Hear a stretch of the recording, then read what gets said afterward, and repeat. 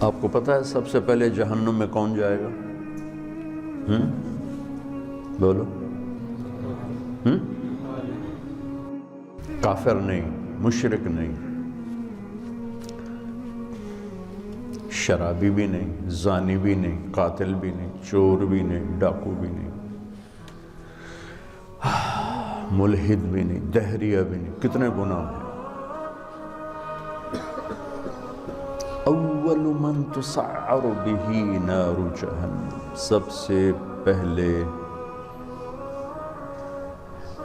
جسے جہنم میں ڈالا جائے گا، نہیں کہا جس سے جہنم کو بھڑکایا جائے گا، وہ کم وقت ایندھن بن کے جائے گا، یعنی اوروں کی بھی تباہی کا سبب بن کے جا رہا ہے کہ اس کے ذریعے سے جہنم اور بھڑکے گی۔ اول من يدخل فی النار نہیں فرمایا کہ سب سے پہلے جہنم میں کون جائے گا۔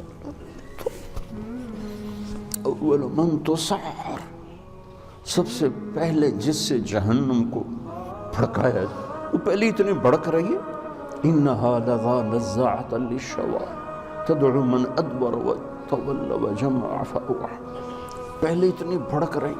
فانذرتکم نارا تلظی، کیا خوفناک ہے وہ۔ انہا ترمی بشرر کالقصر کانہ جمالۃ صفر، کیا ہیبت ناک الفاظ ہیں قرآن کے۔ اور پھر اس بدبخت کو ڈالا جا رہا ہے اور بھڑک، اس کو ایندھن بنا۔ عالم، اول من تسعر به نار جہنم، عالم، مولانا صاحب۔ ہاں، کیوں؟ ساری زندگی کس لیے کیا تھا؟ تیرے لیے۔ کیا بکواس کرتے، جھوٹ بولتے، تو نے اپنی واہ واہ کے لیے کیا تھا۔ پھر شہید، جس کے خون کا قطرہ زمین پر گرنے سے پہلے اس پر جنت واجب ہو جاتی، لیکن نیت کا کھوٹا تھا۔ پھر سخی، اس کے بارے میں اللہ کا نبی فرماتے ہیں اللہ کے قریب، جنت کے قریب، لوگوں کے قریب، جہنم سے دور۔